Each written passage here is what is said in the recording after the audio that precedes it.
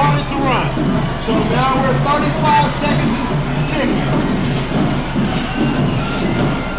Ball's on the 25-yard line of the Panthers, and the Panthers jump offside. That's a foolish. Now you may want to use your timeout. If you need to get the clock stopped. Yeah. So if you need to gather your team and talk to them, now's the time to do it. That was a silly penalty. Yeah, so that moves the Hornets 5 yards closer, puts them on the 20-yard line. Down 5. And the Panthers do seem to be in disarray over there.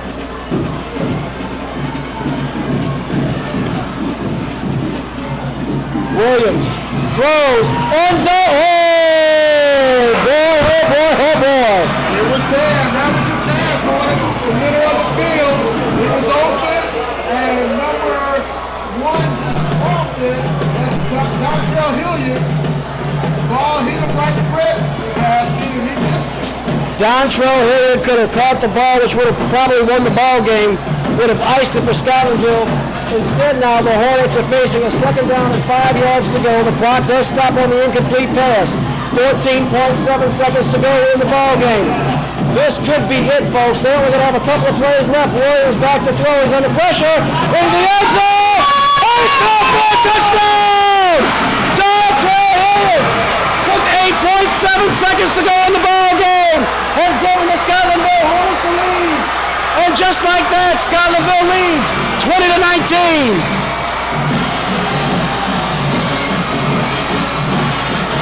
Wow! I can't believe what I just saw. He ran a flag route. He's been running across the middle all night in the seam route. This time he faked the seam route, went to the white flag of the end zone. It was there all by himself. Caught the ball. There's going to be a penalty for people running onto the field. I'm not sure if it's a couple of the McKinley players took their helmets off and threw them. I think that's an automatic penalty against those guys, but they were off the field. There were some people from the Hornet sideline that ran onto the field, so I'm not sure who the penalty flags are going to go against. There's 8.7 seconds left to go in the game. The Hornets have just taken a 1-point lead.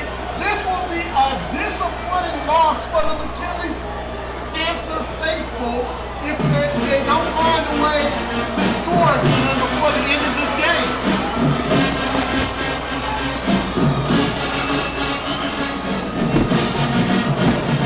Wow. They were in total control of this game, and somehow the referees are standing on about the 8 or 9 yard line, see who they're going to assess the penalty to. This extra point doesn't matter much.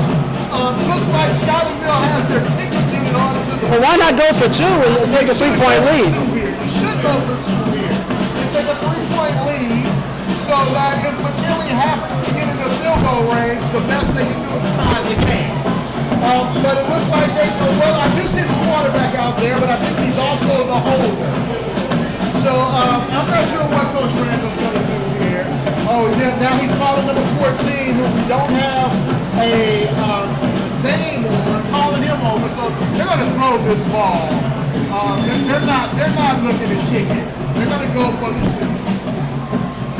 Wow, that's all I can really say is wow.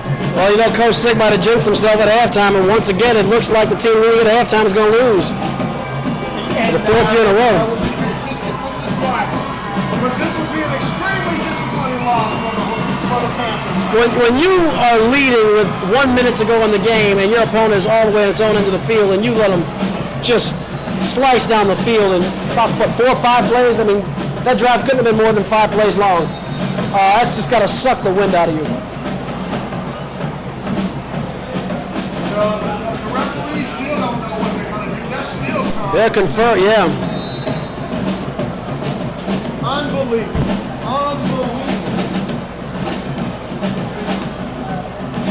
And it looks like it's going to be offset each other. So they're putting the ball back at the 2.5, and we're going to play this thing as a normal extra point.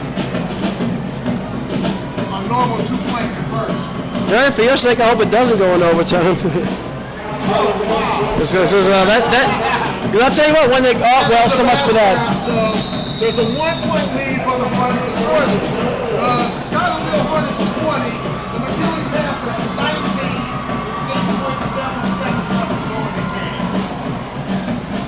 Oh, that is tough. And you can hear a pin drop on this McKinley sideline here. Everyone's just staring in disbelief. No one, it's like they're trying to come to terms with what happened. It's just unbelievable.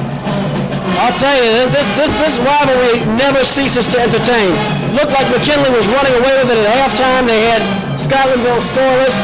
Scotlandville is against the ropes. They were down 2 scores with 4 minutes to go, and now they have come back to take the lead. And really, unless they bungle this kickoff and can somehow find a way to get into Aiden Lopez's field goal range, this one's over.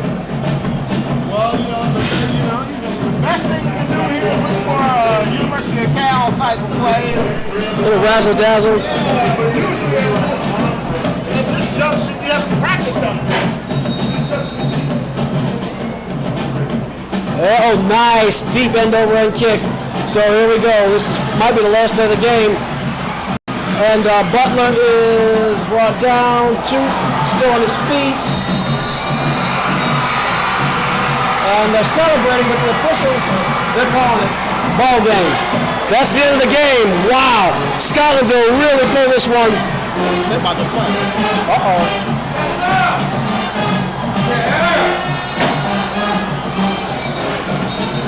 Wow.